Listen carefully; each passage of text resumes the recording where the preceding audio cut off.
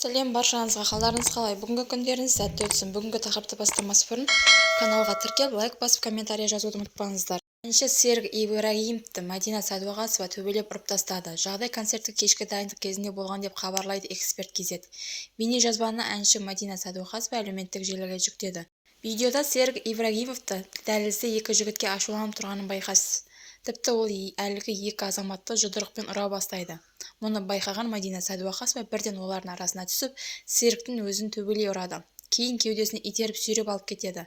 Неге? Ондайым жоқ еді, інілерім ғой бәрі. Ненің бар еді, араласпауым керек пе еді дейсіздер ме? Деп жазды әнші. Ал желі қолданушылар болса, әншілердің екеуін де сынап жатыр. Бірі Мадинаның ер адамға қол көтеруге болмайды деп сынаса, енді өзгелер Серіктің жанындағылардың әлемжеттік көрсетуі дұрыс емес дегенді алға тартқан. Неге сонша жеңілтексіз, Мадина? Серік құтырайын депті. Мынау не ұятсыз, қатын 45-ке келді ғой. Ұятсызсың, Мадина. Ерсе екен қылықтарын.